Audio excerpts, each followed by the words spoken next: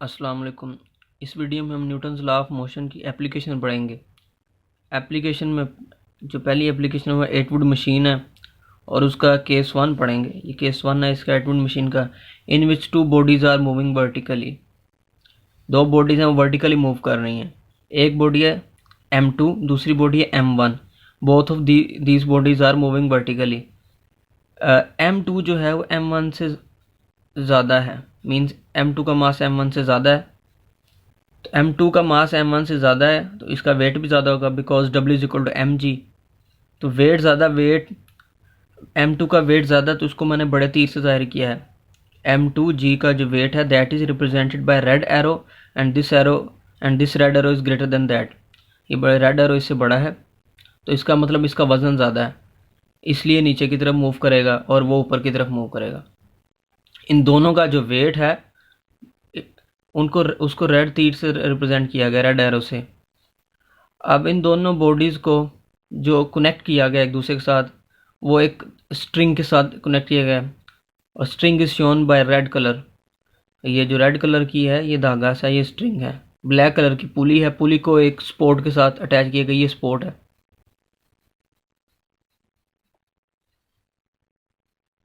अच्छा, इसमें इस एडमंड मशीन में इस प्रॉब्लम में in which two bodies are connected with each other, इन दोनों की जो मोशन है वो कॉन्स्ट्रेंड है, it depends upon one another.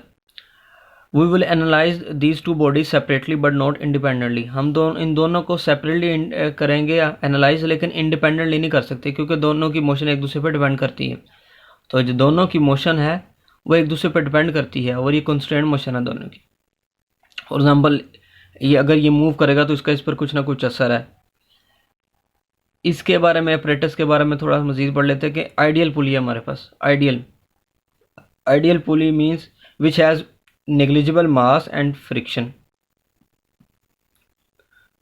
उसका मास भी बहुत ही कम है और जो फ्रिक्शन भी बहुत कम है।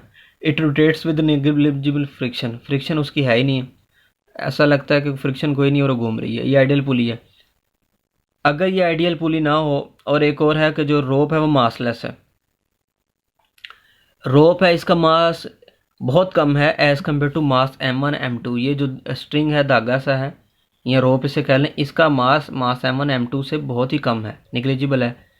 ये दो तीन एग्जप्शन होगी तो फिर क्या होगा, फिर जो ये टेंशन होगी, टेंशन ये सेम होगी। M1 और M2 एक धागे, एक रोप के ज़रिए बंधे हुए हैं, तो इस रोप के अंदर टेंशन सेम रहेगी। उसकी वजह जो है वो, उसकी रीज़न है कि मासलेस पुली या फ्रिक्शनलेस पुली है और रोप का मास भी निग्लिजिबल है। एक अलग वीडियो बनाएंगे, उसमें बताएंगे कि अगर रोप का मास निग्लिजिबल ना हो तो फिर एक्सेलरेशन और टेंशन में क्या फ़र्क पड़ता है। अभी वरना वो उसका प्रूफ शुरू हो जाना है, तो इसलिए उसे बाद में डिस्कस करेंगे। तो हमने कहा कि भाई आइडियल पुली हो, आइडियल पुली मीन्स जिसका मास कोई ना हो, जो जो फ्रिक्शन भी बहुत कम हो जिसमें, और जो धागा है वो भी मासलेस हो, रोप मासलेस हो। तो फिर क्या होगा, इस पूरी नीले रंग के धागे में टेंशन सेम रहेगी। इसलिए टेंशन T1 और टेंशन T2 का मैग्नीट्यूड सेम शो करने के लिए मैंने इन दोनों के तीरों की लंबाई भी सेम रखी है। ग्रीन कलर के एरो रिप्रेजेंट किए गए, इन दोनों की लंबाई भी सेम है। एक्सेलरेशन जो A है वो भी सेम है। एक्सेलरेशन A1 है, A2 नहीं का, लेकिन सेम है।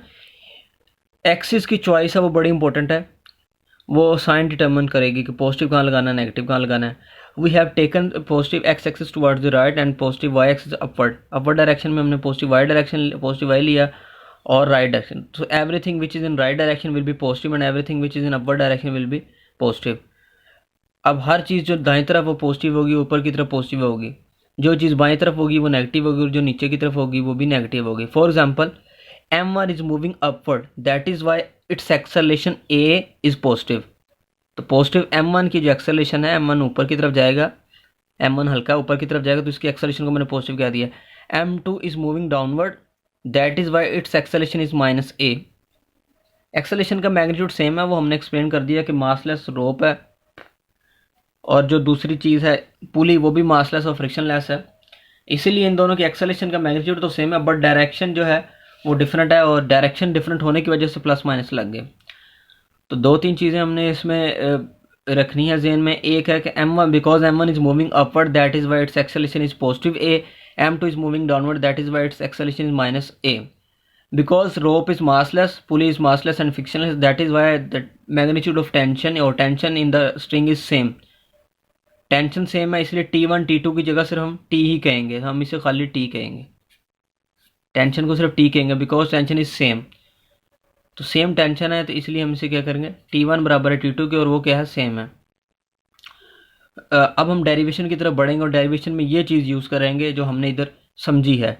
8-wheel मशीन का केस है, we have two bodies which are moving vertically, one of the bodies that is M2 is greater than M1, M2 M1 से बड़ा है, तो M1 is moving downward that is why its acceleration is negative, और M2 is moving upward that is why its acceleration is positive. तो ये चीज़ें ध्यान में रखेंगे। Tension T1 T2 is same and we represent it by T से हम represent करेंगे। अब इसकी डेरिवेशन करेंगे, we will apply Newton's line of motion in horizontal and vertical direction. Horizontal direction ये है, वर्टिकल डायरेक्शन ये है। हम M1 पे अप्लाई करेंगे Newton law in horizontal direction इस तरफ, फिर M1 पे अब वर्टिकल डायरेक्शन में अप्लाई करेंगे न्यूटन लॉ, M2 पे भी हॉरिजॉन्टल डायरेक्शन में अप्लाई करेंगे, फिर वर्टिकल डायरेक्शन में अप्लाई करेंगे। Now we start derivation. We apply Newton's law of motion for mass M2। Mass M2 पे Newton law of motion apply करेंगे, first in horizontal direction then in vertical direction. तो हमने ये पिछले page में देखी तस्वीर, हम इसे दोबारा ड्रा करते हैं।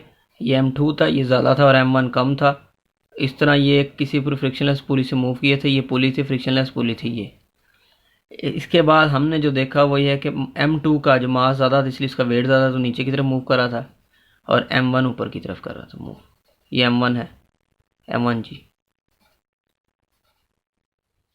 तो हमने M2 के ऊपर अप्लाई करना है, ये M2 है, इस पे अप्लाई करेंगे Newton's law of motion first in horizontal direction. Horizontal direction ये है, वर्टिकल डायरेक्शन ये है, ये वर्टिकल डायरेक्शन है, ये horizontal. So sum of all forces sigma Fx in horizontal direction is equal to mass multiply by acceleration in horizontal direction.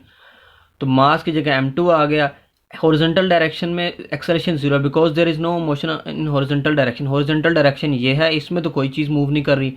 The body M2 is moving vertically downward and there is no motion in horizontal direction, that is was Ax that is acceleration in x direction is zero. तो zero हो गई तो it mean sum of all forces acting in x direction वो zero है।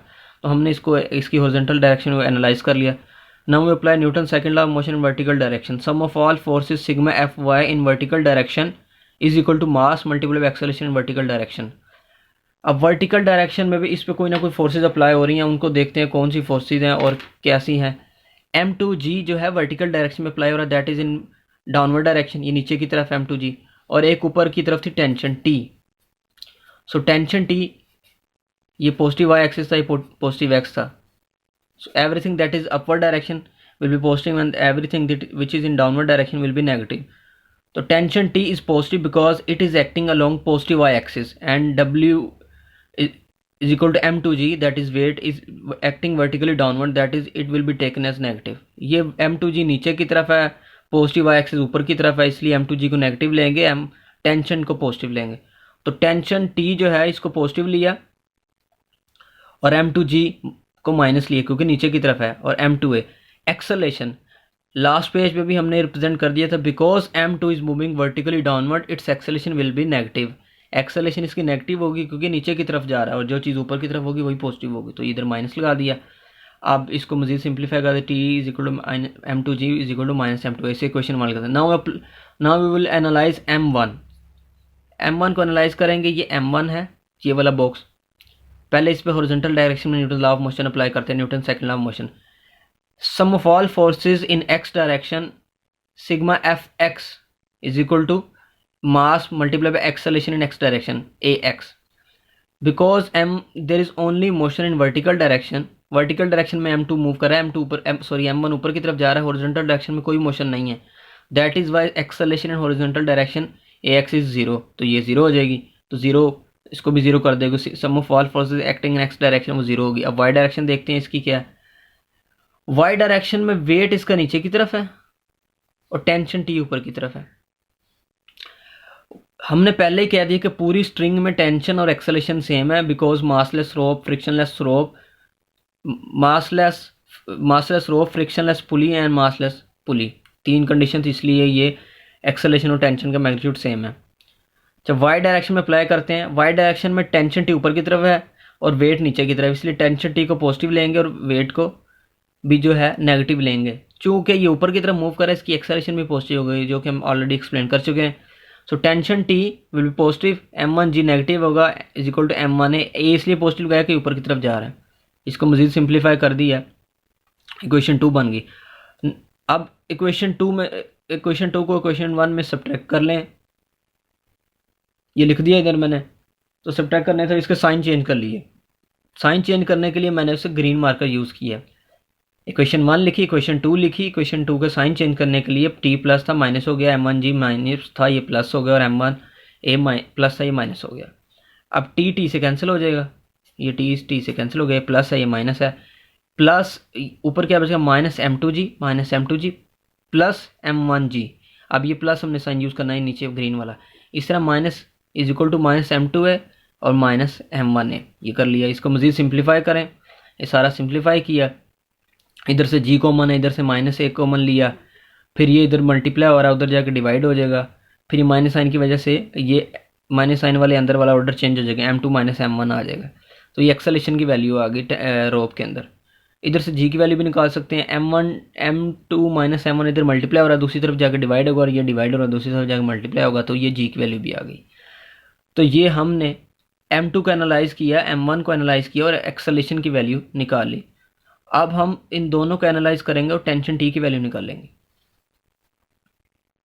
अगर tension T की value निकालनी तो कैसे निकाल लीजिए, दो इक्वेशन है हमारे पास, इधर भी टी है इधर भी टी है। टी की वैल्यू अगर निकालनी तो ए की वैल्यू पुट करनी पड़ेगी, टी की वैल्यू अगर इस इक्वेशन से निकालनी तो इधर भी ए की वैल्यू पुट करनी पड़ेगी। तो हम क्या करते हैं, टी की वैल्यू ए की वैल्यू या तो इक्वेशन 1 में पुट कर लेते हैं या इक्वेशन 2 में पुट कर लेते हैं। तो इक्वेशन मैं इधर इक्वेशन 1 में पुट करूंगा तो इधर से टी की वैल्यू हम निकालेंगे। टी की वैल्यू जो हमने निकाली थी, एक्सेलेरेशन की वैल्यू ए की जो निकाली थी वो थी a is equal to m2 minus m1 multiply by g divided by m1 plus m2। इसको इक्वेशन 1 में पुट किया, इक्वेशन 1 सारी वैसी की वैसी लिखी, लेकिन ए की जगह ये मैंने ब्लू कलर का मार्कर यूज़ कर दिया, ये बताने के लिए कि इक्वेशन 1 सारी बाकी वैसे लिखी और एक्सेलेरेशन की जगह उसकी जो हमने वैल्यू ली थी वो पुट कर दी इधर वैल्यू। -2 माइनस m2g इधर माइनस हो रहा है, राइट तरफ आगे प्लस हो जाएगा, इधर प्लस है, ऊपर मज़ीद सिंप्लीफाई किया, दोनों में से कॉमन क्या है m2g इस टर्म में भी कॉमन है, ये एक टर्म है ये वाली, इसमें m2g कॉमन है, दूसरी टर्म जो माइनस के बाद सारी है इसमें m2 और g ये कॉमन है, तो m2g कॉमन लिया, इधर 1 आ जाएगा, बाकी ये वाला आ गया। मज़ीद इसका एलसीएम लेंगे, एलसीएम आ जाएगा m1 प्लस m2 आ जाएगा, m1 प्लस m2 के साथ मल्टीप्लाई होगा तो ये वैसे आ जाएगा, इधर आ गया, ये से कैंसिल हो जाएगा और इसे मज़ीद सिंप्लीफाई कर दिया। अब माइनस की वजह से अंदर वाले साइन चेंज हो गए, माइनस m2 प्लस है, ये माइनस हो जाएगा, m1 माइनस a प्लस हो जाएगा, साइन चेंज किए। अब साइन चेंज करने से सिंप्लीफाई कर रहे हैं, देख रहे हैं कि m2 पॉजिटिव है और m2 एक पॉजिटिव एक नेगेटिव कैंसिल हो जाएगा, तो एक पॉजिटिव इसको मैंने ब्लैक से जाहिर कर दिया, एक नेगेटिव इसको ब्लू से, तो इसको ग्रीन कलर से मैंने कैंसिल कर दिया। मजीद m1 प्लस m1 क्या हो जाएगा 2m1, और बाद में इक्वेशन आ गई T tension T is equal to m1 m2g divide by m1 plus m2। तो सिंपल ये किया, पहले हमने दोनों जो बॉडीज़ थी उनको सेपरेटली एनालाइज किया, तो उसके बाद सेपरेटली एनालाइज किया, उसके बाद इक्वेशन 2 बनी, इस इक्वेशन को पहले सोल्व करके एक्सेलेरेशन की वैल्यू निकाली, फिर एक्सेलेरेशन की वैल्यू इक्वेशन 1 में पुट किया, आप इक्वेशन 2 में भी पुट कर सकते थे वैल्यू, तो सेम आंसर ही आना था। अब हमें एक्सेलेरेशन और टेंशन की हमने निकाल ली, कई लोग सिर्फ इधर तक करते हैं, मजीद हम इसके स्पेशल केसेस भी देख सकते हैं कि टेंशन और एक्सेलेरेशन के बारे में मजीद इंसाइट हासिल करने के लिए हम कुछ और चीज़ें भी देख सकते हैं। हम टेंशन और एक्सेलेरेशन के फार्मूले में थोड़ी सी वेरिएशन करेंगे और देखेंगे क्या चीज़ें चेंज होती हैं। एक्सेलेरेशन ए और टेंशन टी का ये फार्मूला हमने डिराइव किया। अब इसके स्पेशल केसेस देखते हैं, स्पेशल केसेस मजीद इंसाइट के लिए। पहला केस है मैन m1 और m2 इज इक्वल टू 0, या तो m1 0 हो या m2 0 हो, या दोनों में 0 हो सकते हैं। तो फिर क्या होगा, अगर m1 0 है तो टेंशन निकालते हैं, m1 0 है, 0 से ये सारी ऊपर वाली टर्म से मल्टीप्लाई हो रहा है तो ये सबको 0 कर देंगे, m1 0 पुट करेंगे सारी टर्म 0 हो जाएगी, तो टेंशन टी 0 हो जाएगी। अगर m2 भी 0 है तो फिर भी सारी टर्म 0 हो जाएगी, तो m1 0 हो या m2 0 हो तो टेंशन टी 0 होती है, मतलब रस्सी में कोई टेंशन नहीं है। अच्छा, रस्सी में कोई टेंशन नहीं, इसका मतलब यह है कि अगर एक तरफ m1 है और दूसरी तरफ m2 है, फॉर एग्जांपल मैं लेट करता हूँ m1 मैंने 0 पुट किया, m1 मास है ही नहीं है, तो ऐसा होगा कि ये रोप है, इसके ऊपर से ये धागा सा है या स्ट्रिंग है, इधर m2 तो होगा, m2 तो होगा, m1 होगा ही नहीं। जब m1 है ही नहीं तो फिर रस्सी में कोई टेंशन होगी नहीं। टेंशन तो तब थी, तनाव तब होगा जब इधर कोई ना कोई मास है। अब ये जो m2 है ये फ्रीली मूव करेगा, इसके लिए कोई टेंशन है ही नहीं, ये रस्सी आसानी से इसके ऊपर से मूव करके ये m2 नीचे गिर जाएगा।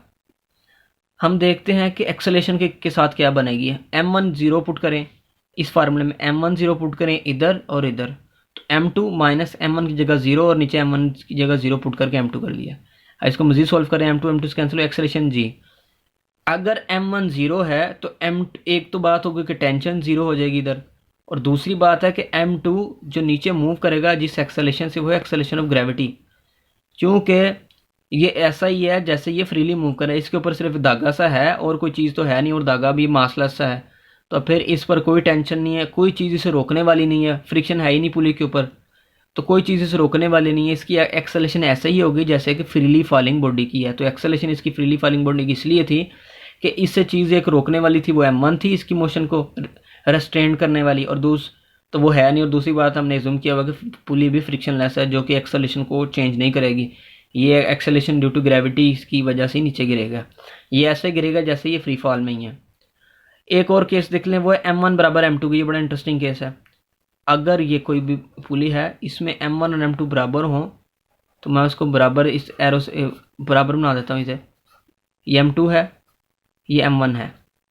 अगर ये बराबर होंगे तो फिर क्या होगा, हमने ये तस्वीर बनाई, बाद में इसको एनालाइज भी करते हैं। अगर m1 और m2 बराबर है तो इस टेंशन वाले फार्मूले में m2 की जगह m1 पुट करें फॉर एग्जांपल, तो 2m1 m2 की जगह m1 पुट कर लें। m1 पुट कर दिया तो 2m1 का स्क्वायर हो जाएगा, एक m1 कैंसिल हो जाएगा, ऊपर ऊपर m1 का स्क्वायर इधर रहेगा, तो टेंशन हो जाएगी T is equal to m1g। अच्छा, टेंशन है m1g के बराबर। टेंशन हमने देखा था कि सेम रहेगी, टेंशन और एक्सेलेरेशन हमने कहा था सेम है, इसमें टेंशन और एक्सेलेरेशन है ना ऊपर की तरफ है। जो इस रस्सी में टेंशन है वो बराबर है m1g के। m1g तो इसका वेट था, तो इस पूरी रस्सी में टेंशन में करा m1g के। एक और देखते हैं इक्विवेलेंटली, अगर हमने कहा था कि m1 m2 बराबर हैं, तो हम m2 भी तो पुट कर सकते हैं, तो m1 की जगह m2 पुट करें। पहले m2 की जगह m1 किया था, यानी पूरी इक्वेशन m1 में लिखी थी, पूरी इक्वेशन m2 में लिखते हैं। 2m1 की जगह भी m2 वैसे के वैसे इधर भी m1 की जगह m2 ये लिख दिया। 2m2 का स्क्वायर और ये m1 plus m2 plus m2 का जगह 2m2, तो ऊपर m2 का स्क्वायर है, नीचे m2 है, तो कैंसिल हो जाएगा, 2 से कैंसिल हो जाएगा, तो टेंशन है m2g। वो कह रहा है इस रस्सी में जो टेंशन T है वो या तो m1g के बराबर है या m2g के बराबर है। ये इसलिए हुआ कि चूंकि टेंशन T बराबर है, तो इसका मतलब m1g और m2g भी बराबर होंगे। ये लेफ्ट साइड बराबर है तो राइट साइड भी बराबर होंगी, और ये हमने खुद ही अज्यूम किया था शुरू में कि इन दोनों का मास सेम है। अगर इन दोनों का मास सेम है और ये ज़मीन से खास हाइट पर हैं, तो इन दोनों का वेट भी सेम होगा, W is equal to mg, तो वेट भी इनका बराबर होगा। अगर इनका वेट बराबर होगा तो जो टेंशन T है जो कि वेट के बराबर है, वो या तो इसके वेट के बराबर होगी या तो इसके वेट के बराबर होगी, क्योंकि इन दोनों का वेट ही बराबर है। तो टेंशन को चाहे इसके वेट की टर्म में लिख लो चाहे उसके वेट की टर्म में, तो इसलिए टेंशन की दो वैल्यूज आई, क्योंकि दोनों के वेट बराबर हैं। वजह ये दोनों के मास बराबर हैं। एक्सेलेरेशन के साथ क्या होगी ये देखते हैं। m2 की जगह m1 पुट करें, ये एक्सेलेरेशन का फार्मूला था, m2 की जगह भी m1 पुट करें, तो m2 की जगह m1 लिखें, m1 माइनस m1, तो m1 माइनस m1 किया तो ये 0 आ जाए, एक्सेलेरेशन 0 होगी। एक्सेलेरेशन 0 होने से मुराद है कि दोनों बॉडी में से कोई भी मूव नहीं करेगा। दोनों बॉडी में से कोई भी मूव क्यों नहीं करेगा, इसको हम फिजिकली भी देख सकते हैं कि अगर m1 और मास दोनों के बराबर हैं, फिर दोनों के वेट भी बराबर होंगे। अगर दोनों के वेट बराबर हैं तो दोनों के वेट का तीर मैं एक जितना बनाता हूँ m2g। अगर दोनों के वेट भी बराबर हैं तो अर्थ वेट से मुराद वो फोर्स है जो ज़मीन इन दोनों पर लगाएगी, इन दोनों मासेस पर लगाएगी। ज़मीन इन दोनों पर जो फोर्स लगा रही है जो कि इनका वेट है वो बराबर है, तो ज़मीन इन दोनों को एक ही लेवल पर ले आएगी। ये मैंने लेवल बना दिया। अगर इनका लेवल एक है तो ये मूव नहीं करेंगे। जैसे कि अगर किसी भी तराजू में उसके दो पलड़े होते हैं, दोनों पलड़ों में से अगर एक जितना ही कोई मास हो तो फिर वो ज़मीन जो उन दोनों पे फोर्स लगाती है वो भी एक जितनी होती है और वो उनका वेट होता है, तो फिर वो तराजू एक स्टेशनरी कंडीशन में आ जाता है। फिर हम कहते हैं कि चीज़ हमने तोल ली है। उसकी वजह यह कि दोनों पलड़ों में मास बराबर होता है, इसलिए उन दोनों में एक्सेलेरेशन नहीं होती, वो बिल्कुल रुक जाता है, स्टिल हो जाता है। ये m1 और m2 की एक्सेलेरेशन इसलिए ज़ीरो आई है क्योंकि दोनों के मास बराबर है। मास बराबर से मराद ज़मीन इन दोनों को एक जितनी फोर्स से नीचे की तरफ खींच रही है और उसने इन दोनों को एक ही लेवल पे लिया है। तो ये तो था सारा 8-1 मशीन के बारे में। 8-1 मशीन को ज़रा दोबारा इस पेज को दोबारा एनालाइज कर लेते हैं। इस पेज में हमने सिर्फ स्पेशल केस देखे हैं। एक्सेलेरेशन और टेंशन की फार्मूले में थोड़ी कुछ कंडीशन पुट की हैं। या पहले हमने पहली कंडीशन में m1 को 0 पुट किया या m2 को 0 किया, फिर हमने देखा कि m1 और m2 अगर बराबर होंगे तो फिर क्या होगा। अब थोड़ा सा इसको रिवाइज कर लेते हैं। तो 8-wood मशीन का जो केस 1 था उसमें था वो 2 bodies which are moving vertically। तो m2 because m2 is greater than m1, m2 m1 से बड़ा है, ये जनरल केस हमने लिया है। तो फिर ये नीचे की तरफ मूव करेगा, its acceleration will be negative because it is moving in negative y direction. m1 is moving in upward direction, that is in positive direction. m1 positive direction में मूव कर रहा है इसलिए इसकी एक्सेलरेशन पॉजिटिव है। जो रोप है ये मासलेस है, पुली फ्रिक्शनलेस है और मासलेस है, इसलिए टेंशन भी बराबर है। टेंशन T1 और tension T2 both are same in magnitude. Acceleration की मैग्नीट्यूड भी सेम है बट डायरेक्शन अपोजिट है। एक्सेलरेशन m1 के ऊपर की तरफ है इसलिए पॉजिटिव है और m2 के नीचे की तरफ इसलिए नेगेटिव है। तो 8-wood मशीन थी, इसके बारे में हमने कुछ स्पेशल केस भी देखे। नेक्स्ट वीडियो में 8-wood मशीन का दूसरा केस देखेंगे, in which one body is moving horizontally and other body is moving vertically. एक हॉरिजॉन्टल की डायरेक्शन में मूव करेगी राइट साइड पे और दूसरी वर्टिकल डायरेक्शन में मूव करेगी वर्टिकली डाउनवर्ड। उन दोनों को सेपरेटली एनालाइज करेंगे, उसके स्पेशल केस भी देखेंगे। Thank you.